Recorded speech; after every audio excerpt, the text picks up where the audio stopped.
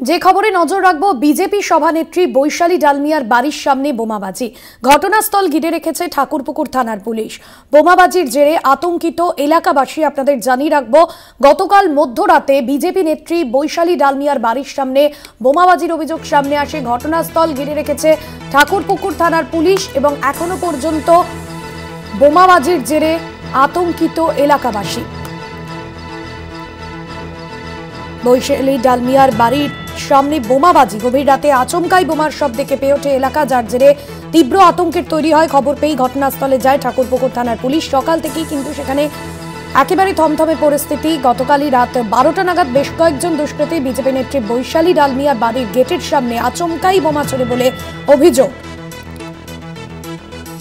এবং এলাকাবাসী তারাই কিন্তু পুলিশে খবর দেন। ঘটনাস্থলে পৌঁছয় ঠাকুরপুকুর থানার পুলিশ। ঘটনাস্থল থেকে বোমার সুতলি ও স্টোন চিপ উদ্ধার করেছে। তবে এখনো পর্যন্ত এই ব্যাপারে এলাকাবাসীদের জিজ্ঞাসাবাদ করা হচ্ছে। তবে কারা এই ঘটনা ঘটিয়েছে এখনো পর্যন্ত স্পষ্ট নয় পুলিশের কাছে। দুষ্কৃতীদের খোঁজ পেতে এলাকার সিসিটিভি ফুটেজও খতিয়ে দেখা হচ্ছে। শুভ্রজিৎ চক্রবর্তী আমাদের প্রতিনিধি রয়েছেন আমাদের সঙ্গে। শুভ্রজিৎ, এখনো পর্যন্ত পুলিশ কি জানাচ্ছে? যারা এই ঘটনায় জড়িত তাদের কি কোনোভাবে খোঁজ পাওয়া গিয়েছে?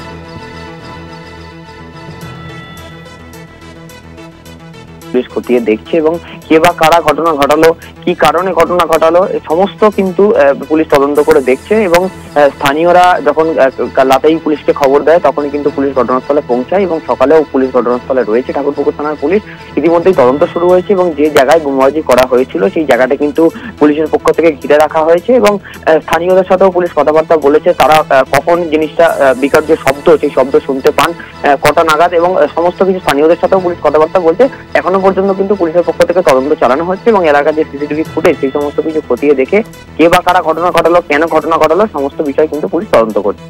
এখনো পর্যন্ত এলাকায় যে সিসিটিভি ফুটেজগুলি রয়েছে সেগুলি কি কোনোভাবে দেখে দুষ্কৃতীদের চিহ্নিত করা গিয়েছে? তাকে এখনো পর্যন্ত পুলিশের পক্ষ থেকে তদন্ত যে পর্যায়ে রয়েছে একদম প্রাথমিক পর্যায়ে, পুলিশের পক্ষ থেকে এখন সেইভাবে কিছু বলা হচ্ছে না। তবে যেটা জানা যাচ্ছে সূত্র মারফত যে তদন্ত একেবারে প্রাথমিক পর্যায়ে পুলিশ কিন্তু সমস্ত দিকই কিন্তু এই যে বিষয় ঘটনা সেই ঘটনার সমস্ত দিক কিন্তু খতিয়ে দেখছে। স্থানীয় মানুষজন, তাদেরকে জিজ্ঞাসাবাদ করা হচ্ছে, তারা কি বলছেন? দেখো, স্থানীয়রা যেটা সংবাদ মাধ্যমের প্রতিনিধিদের যেটা জানায়, সংবাদ মাধ্যমের সামনে যেটা জানায় যে তারা কিন্তু গতকাল রাত 12টা নাগাদ একেবারে বিকট শব্দ শুনতে পান। গ্যাস সিলিন্ডার বিস্ফোরণে যে ধরনের শব্দ হয়ে থাকে, বিকট শব্দ, সেই বিকট শব্দ এবং চূড়ান্ত আলো, এই ধরনের অনুভূতি তারা বুঝতে পারেন এবং তারপরেই কিন্তু তারা বাইরে বেরিয়ে দেখেন ঘটনা এবং তারপরেই স্থানীয়দের পক্ষ থেকে থানায় খবর দেওয়া হলে ঘটনাস্থলে পুলিশ আসেন। পুলিশ এসে কিন্তু ইতিমধ্যে গোটা বিষয়ে তদন্ত শুরু করেছেন, যদিও কিন্তু এই বিষয়ে বৈশালী ডালমিয়ার তরফ থেকে কিন্তু কোনো রকম কোনো প্রতিক্রিয়া এখনো পর্যন্ত পাওয়া যায়নি।